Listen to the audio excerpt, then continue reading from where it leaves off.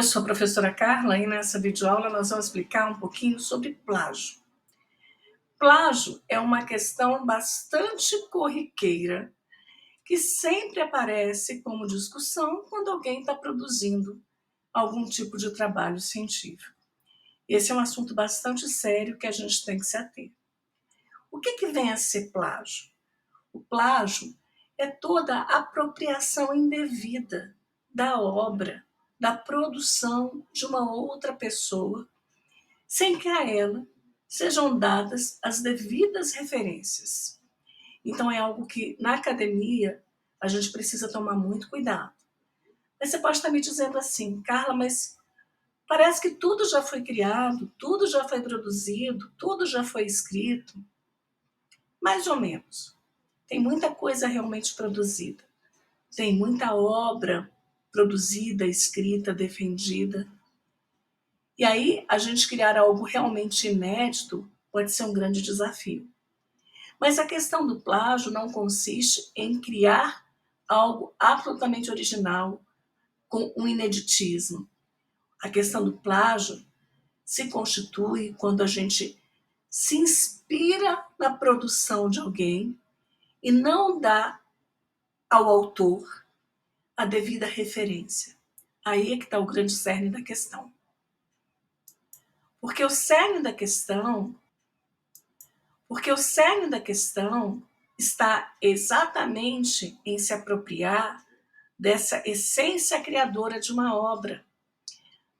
Ainda que a gente apresente as ideias de uma maneira diferente, se nós não dermos à origem da ideia o devido crédito, as devidas referências, nós estaremos incorrendo em plágio.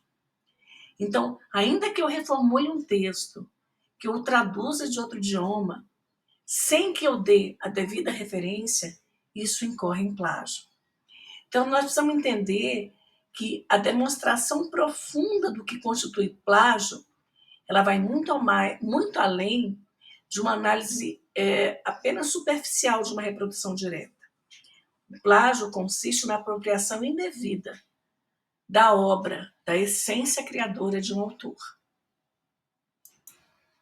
Aí eu deixei um linkzinho de um vídeo para vocês, que é muito legal, que vale a pena vocês assistirem, que trata de uma maneira mais leve, mas bastante séria também. Aí eu deixei um linkzinho de um vídeo para vocês, que é muito legal, que vale a pena vocês assistirem, que trata de uma maneira mais leve, mas bastante séria também, sobre a questão da apropriação indevida da obra de um terceiro. Quando a gente está mergulhado num ambiente acadêmico e a gente precisa produzir um projeto de pesquisa, a gente precisa trilhar um caminho muitas vezes solitário, de muita absorção, de muita contemplação do nosso tema, do nosso problema de pesquisa, onde a gente vai mergulhar profundamente na leitura, para que a gente possa se apropriar devidamente desse saber, com propriedade. Ninguém vai saber mais do seu projeto de pesquisa do que você. Por mais que um outro autor já tenha pesquisado a mesma temática, o seu olhar é único. E é esse olhar único que vai fazer o seu projeto original. Então não tem problema você se inspirar no trabalho de outros pesquisadores. Não tem problema até mesmo você questionar o trabalho de outros pesquisadores. O que você precisa fazer é citar as fontes que te levaram a esses questionamentos, tanto para corroborar com a ideia de alguém, quanto para questionar a produção de alguém. Então, para não incorrer em plágio, gente, o caminho é simples, é citar a referência. Então, de uma maneira bem sucinta, o que vem a ser o plágio acadêmico? É a prática de usar o trabalho, ideias, palavras, criações de outras pessoas sem dar a devida autoria. Isso pode incluir cópia de trecho de texto, gráficos que você pegou, dados, tabelas, sem citar a devida fonte de informação. Carla, posso pegar a tabela que foi colocada no trabalho de alguém? Pode. desde que você coloque lá embaixo da sua tabela. Extraído do fulano de tal, do trabalho de fulano de tal, com a devida referência, né? Não é proibido você utilizar o conhecimento produzido por alguém. O que é reprovável é que você não dê a referência. Então, o plágio acadêmico ele é considerado bastante antiético. Ele pode também, gente, resultar em consequências sérias.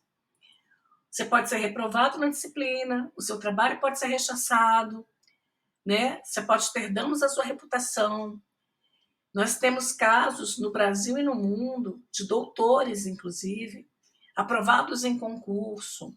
Tivemos um caso de um ex-ministro da Alemanha, que depois se descobriu que a tese de doutoramento dessas pessoas tinha sido copiada na íntegra de um outro autor.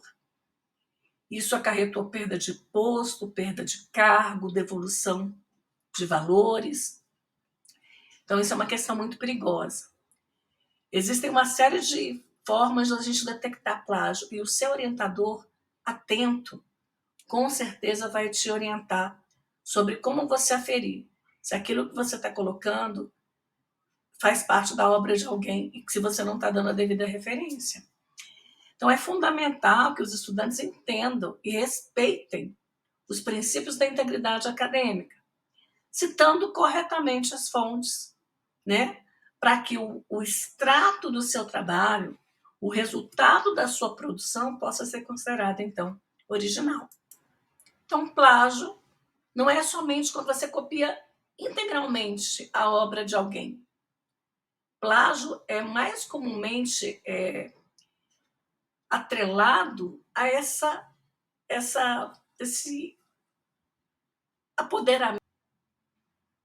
Quais são as modalidades de plágio, né? Existem algumas. Então, existe o plágio que nós chamamos de plágio intracorporal, que é aquele no qual o sujeito copia a tarefa de outro quando os dois estão trabalhando juntos. Então, é uma forma desonesta de pegar parte do trabalho de alguém sem citar adequadamente de quem é a autoria. Isso pode incluir reutilizar trechos de uma tese, um artigo, um ensaio anterior, né, sem o trabalho de atribuir a devida autoria. Embora possa parecer menos grave do que o plágio de fontes externas, o plágio intracorporal, ou seja, dentro da própria equipe, dentro do mesmo grupo, é uma constituição muito grave de uma violação de ética acadêmica, pois você não está reconhecendo o trabalho do seu parceiro de pesquisa, né? Então, isso pode ser considerado uma falta bastante grave. Olha só, vamos para um exemplo aqui para ficar fácil. Suponha que um estudante universitário tenha escrito um ensaio sobre as causas da Primeira Guerra Mundial no seu primeiro ano de faculdade. No seu segundo ano de faculdade, ao ser designado para escrever um ensaio sobre o impacto da Primeira Guerra Mundial na economia europeia, esse estudante decide reutilizar trechos significativos do seu ensaio anterior, sem citar adequadamente o seu próprio trabalho. Isso também pode ser considerado plágio. Ou seja, se ele pegou uma coisa que já tinha sido produzida, já tinha sido publicada em algum lugar, e ele utilizou novamente, sem citar a produção, também é considerado plágio. E se ele escreveu em parceria com alguém, é mais grave ainda. Tá? Então, em vez disso, o que você tem que fazer? Você tem que citar corretamente o ensaio anterior, como uma fonte. Identificar claramente quem são os autores envolvidos. Ok? Uma outra modalidade de plágio é o que nós chamamos de plágio extracorporal. Uma outra modalidade de plágio é o que nós chamamos de plágio extracorporal, que é aquele no qual o sujeito copia de fontes externas, como livros, artigos de revista, monografias, até da própria internet. Aliás, gente, internet. Eu falo que a internet é um portal para o céu ou para o inferno, tá? Posso, Carla, copiar de sites não confiáveis? Posso copiar de blogs? Posso pegar fonte? Não, não pode. Você tem que buscar para o seu referencial teórico, nós vamos falar disso nas próximas aulas, fontes confiáveis, tá? Fontes acadêmicas. Você vai usar a internet para acessar esses portais. Então, portal da CAPES, portal da UNB, portais acadêmicos como o Elsevier, Research. Então, existem vários portais, tá? Com o seu orientador, quando vocês traçarem o tema de pesquisa, isso vai ficar fácil de entender, ok? Então, esse plágio extracorporal é quando você utiliza o trabalho, ideia de alguém sem permissão, publicado em uma fonte alheia ao seu universo acadêmico ali, dentro da sua instituição de ensino, né? Então, se você pegou, ainda que uma publicação lá na China, e traduziu do mandarim e não citou, é plágio extracorporal, ok?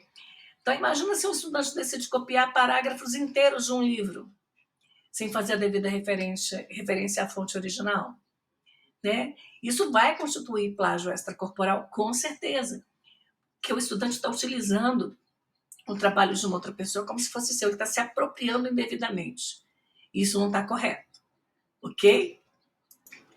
Existem ainda vários outros tipos de plágio acadêmico, que a gente chama de plágio integral, onde se copia palavra por palavra, né? Sem citar a fonte de onde vem o texto. O plágio parcial, quando ocorre, quando o trabalho acadêmico ele vira um mosaico, que nós chamamos de uma coxa de retalho, ok? Existem ainda vários outros tipos de plágio acadêmico, que a gente chama de plágio integral, onde se copia palavra por palavra, né? Sem citar a fonte de onde vem o texto. O plágio parcial, quando ocorre, quando o trabalho acadêmico ele vira um mosaico, que nós chamamos de uma coxa de retalho. Você pega um pedacinho de um autor aqui, um pedacinho de um autor ali, e vai juntando, vai virando, seu trabalho vai virando um grande Frankenstein. E esse aqui é fácil de detectar, porque quando é um bom orientador, ele identifica logo no começo do seu texto o seu estilo de escrita, o seu estilo acadêmico. E aí, quando ele percebe que as ideias elas não estão se conectando, que uma hora você escreve um trecho muito bem, no outro já não está tão legal, isso vai virando um texto que não tem muita aderência, não tem muita coesão. Então, logo a gente consegue perceber que você capturou trechos de obras distintas, né? E não citou os autores. Isso que é o problema. Tem ainda o que nós chamamos de plágio conceitual, quando a utilização da ideia de uma outra pessoa e você reescreve de uma outra forma, né?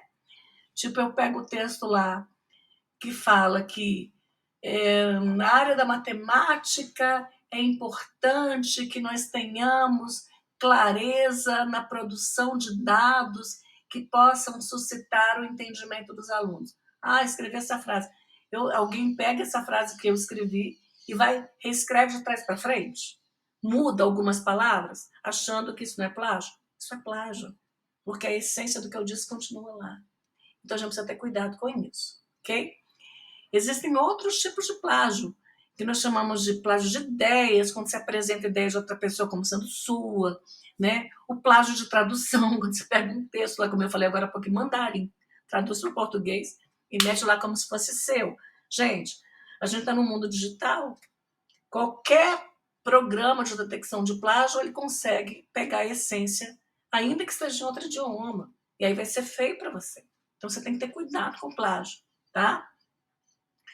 Tem plágio por omissão, tem plágio de imagem, quando você usa a imagem, uma tabela, um gráfico que foi produzido por uma outra pessoa, também não dá devida referência. Então, de novo, posso usar? Pode, gente. Não tem problema de usar o trabalho de outra pessoa, você só tem que dar referência. Isso não é difícil, ok? A gente vai aprender a fazer referência também na disciplina, tá bom? Então, é importante também uma outra questão, e a gente falar que a legislação brasileira protege a propriedade intelectual, viu, gente? De acordo com o Ministério da Cultura, o MINC. Então, olha só o que diz lá o texto. A propriedade intelectual lida com o direito de propriedade das coisas intangíveis, ou seja, ideias oriundas das inovações, criações da mente, e estão sob proteção legal. A propriedade intelectual, os cultivares e também o chamado direito autoral. Além de ser poder ser penalizado no seu trabalho acadêmico, você também pode incorrer em crime, ok? O autor pode processar você pelo uso indevido da obra dele. Então, a propriedade intelectual ela vem proteger essas criações, permitindo que os criadores usufruam dos direitos econômicos também sobre o produto e serviços que podem resultar das suas obras. Então, mais uma vez, muito, muito, muito, muito cuidado com a questão do plágio, ok? Tenham muito cuidado com isso. Olha aí, ó, tem um monte de programa que os seus professores orientadores vão utilizar para detectar plágio. Olha aí, ó, tem um monte de programa que os seus professores orientadores vão utilizar para detectar plágio. Eu uso vários, né? Então, você está produzindo o seu material lá, vai lá na internet, baixa um aplicativo e dá uma verificada se o que você está produzindo está aparecendo como plágio, tá? Então, tem várias ferramentas hoje para você detectar isso, para que você não passe por essa questão, tá certo? Então, tenham cuidado com isso. Carla, existe um percentual de plágio aceitável? Não, meus amores, não existe nenhum percentual aceitável de plágio acadêmico. O plágio, em qualquer forma, é considerado uma violação grave da ética acadêmica, tá? Então, você precisa manter os padrões de integridade acadêmica no seu trabalho, ao longo de todo o seu trabalho, para que a gente entenda que o seu trabalho é uma produção original. Então, cuidado com palavras, cuidado com imagens, tá? Sem citar as devidas fontes de informações. Mesmo pequenas porcentagens. Carla, existe um percentual de plágio aceitável? Não, meus amores, não existe nenhum percentual aceitável de plágio acadêmico. O plágio, em qualquer forma, é considerado uma violação grave da ética acadêmica, tá? Então, você precisa manter os padrões de integridade acadêmica no seu trabalho, ao longo de todo o seu trabalho, para que a gente entenda que o seu trabalho é uma produção original. Então, cuidado com palavras, cuidado com imagens, tá? Sem citar as devidas fontes de informações. Mesmo pequenas porcentagens de plágio são inadequadas e podem resultar em consequências sérias, como a reprovação na disciplina. Isso pode levar, inclusive, à expulsão da instituição de ensino, né? Então, tenham muito cuidado. É um vexame quando um trabalho é verificado como plagiado, tá bom? Então, espero que vocês tenham entendido essa questão. Vou deixar aí um livro muito bacana sobre plágio acadêmico e uma questão aí no fórum para que vocês discutam e respondam, tá bom? Até a próxima aula.